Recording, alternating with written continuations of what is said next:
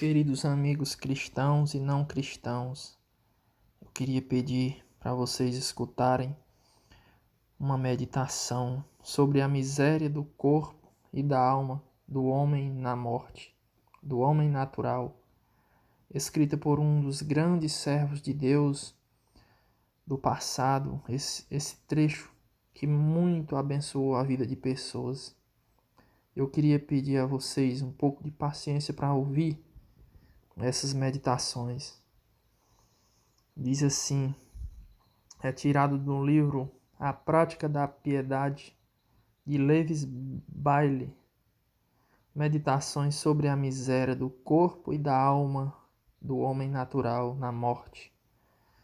Depois que o idoso lutou com uma longa enfermidade e suportou o peso da dor, achando que agora pode esperar algum sossego, vem a morte, o carrasco da natureza, a maldição de Deus, o fornecedor do inferno.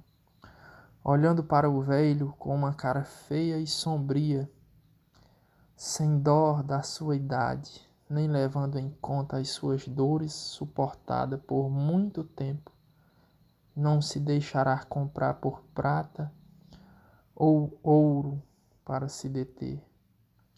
Nada disso. Ele não aceitará nada para poupar a sua vida, exigindo pele por pele. E tudo o que o idoso tem, e então espanca todas as partes principais do seu corpo e prende o pobre homem para fazê-lo comparecer diante do terrível juiz. E como que, achando que o velho não se dispõe a ir com ele depressa o bastante, ó Senhor, quantos dados de calamidade ela atira no idoso: pontada, dores, cãibras, febres, obstruções, resfriado, catarro, cólica, pedra, gases e etc. Ó que visão cadavérica vê-lo ali em seu leito de morte, quando a morte lhe dá o golpe final. Que frígido suor escorre por todo o seu corpo, que tremor se apossa de todos os seus membros. A cabeça metralha, o rosto empalidece, o nariz escurece, o maxilar inferior descai, os nervos oculares estão prestes a se romper e a se dividir. Agora a pobre e miserável alma percebe e sente que o corpo terreno começa a morrer. Parece o final do mundo quando ocorrerá a dissolução da estrutura universal. O sol se converterá em trevas, a luz em sangue, as estrelas cairão do céu. O espaço estará cheio de tempestade, de faiscantes meteoros. A terra tremerá.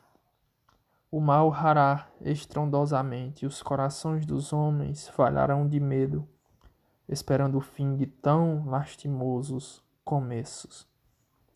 Assim também, ao se aproximar a dissolução do homem, que o pequeno mundo, os seus olhos, que são como o sol e a lua, perdem a sua luz.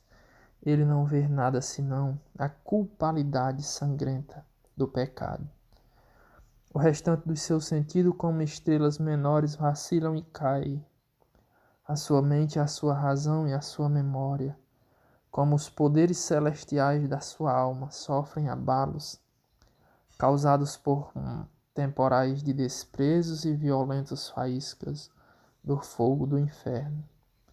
O seu corpo terreno se dispõe a sacudir e a tremer, e os humores, como um mar encapelado, roncam e ribombam na sua garganta, ainda à espera do funesco fim destes terríveis males iniciais.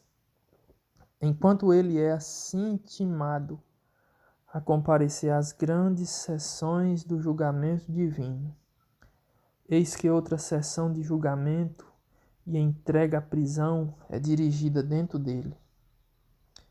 Nesse julgamento, nesse tribunal, a razão se assenta desempenhando a função de juiz. O diabo apresenta uma lista de acusação tão comprida quanto aquele livro ou rolo de Zacarias 5, versículo 2, ou Ezequiel 1, 9 e 10. Nessa lista são alegadas todas as más ações que você cometeu e todas as boas ações que você não fez, e todos os juízos e maldições devidos a todo pecado. Sua própria consciência vai acusá-lo, sua memória vai lhe dar amarga prova, e a morte está no tribunal, pronta como um fiel executor para despachá-lo. Se você mesmo vai se condenar dessa forma, com a sua consciência, como escapará da justa condenação de Deus, que conhece todos os seus delitos melhor do que você? 1 João 3,20. Bem que você gostaria de tirar da sua mente a lembrança das suas más ações que o inquietam, porém elas fluem rapidamente para dentro da sua memória e não serão postas fora, mas sim brandarão para você. Nós somos as suas obras, dirá a sua consciência, e vamos seguir você. E enquanto a sua alma está assim por dentro, sem paz, em desordem, os seus filhos e sua mulher, seus amigos o amolam, querendo que você ponha em ordem os seus bens. Alguns gritam, alguns suplicam, alguns clamam por piedade, alguns com elogio, todos como moscas varejeiras ajudam a tornar as suas tristezas mais tristes. Agora os demônios que vêm do inferno para buscar a sua alma começam a lhe aparecer e ficam esperando para pegá-la e levá-la embora, tão logo ela deixe o corpo. A alma gostaria de permanecer no corpo, mas sente que ele começa a morrer gradativamente e que está prestes a desabar sobre a sua cabeça como uma casa em ruínas. Ela está com medo de sair por causa daqueles cães de caças do inferno que a esperam. Oh, ela gastara tantos dias e tantas noites em passatempos vãos e ociosos, agora daria o mundo inteiro se fosse seu, pela demora de mais 1 hora, para que tivesse tempo de se arrepender e se reconciliar com Deus. Contudo, isso não pode acontecer, porque o seu corpo, que se ajuntar a ela em suas ações pecaminosas, agora está inteiramente inepto, sem forças para se ajuntar a ela no exercício do arrependimento. E é preciso que o arrependimento seja do homem todo, ou seja, corpo e alma. Agora ela vê que todos os seus prazeres se foram, como se nunca tivessem existido, e que agora só lhe restam tormentos que nunca terão fim. Quem pode expressar suficientemente o seu remorso pelos seus pecados, a sua angústia pela presente miséria e o seu terror pelos seus tormentos futuros? Nesta extremidade ela procura socorro em toda parte e se vê sem socorro o tempo todo. Por isso, em sua maior miséria, desejosa de ouvir a menor palavra de consolo, dirige aos seus olhos estas palavras ou semelhantes. Ó olhos que no passado eram rápidos para enxergar, vocês não podem achar nenhum consolo, alguma coisa que me ajude a escapar deste perigo terrível? Todavia os nervos ópticos dos olhos se romperam, e os olhos não conseguem ver a vela acesa diante deles, e não consegue nem discernir se é dia ou noite.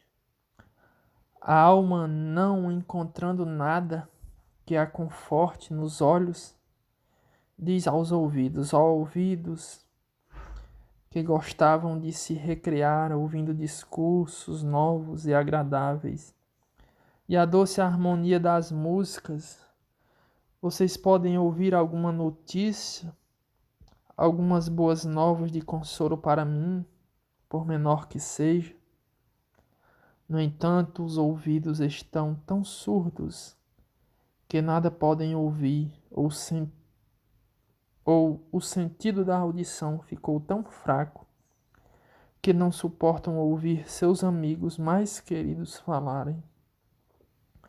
E porque esses ouvidos deveriam ouvir notícias alegres na morte, sendo que nunca pararam para ouvir alegres novas do Evangelho nesta vida, o ouvido não pode ministrar nenhum conforto. Então a alma fala da sua aflição à língua. Ó língua, você que costumava se gabar com os mais valentes, onde estão agora as suas palavras grandiosas e atrevidas? Agora, em minha maior necessidade, você não pode dizer nada em minha defesa? Não pode amedrontar estes inimigos com palavras ameaçadoras, nele fazer súplicas com belos discursos? Ah, já faz 2 dias que a língua ficou sem fala. Em sua maior extremidade, ela não pode pedir um pouco de bebida, nem contar a um amigo seu desejo de que ele tire com o dedo o muco do nariz que se acumula e está prestes a entupi-lo.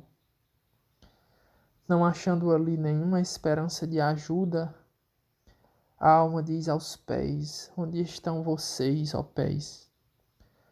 Que houve tempo em que eram tão ágeis para correr.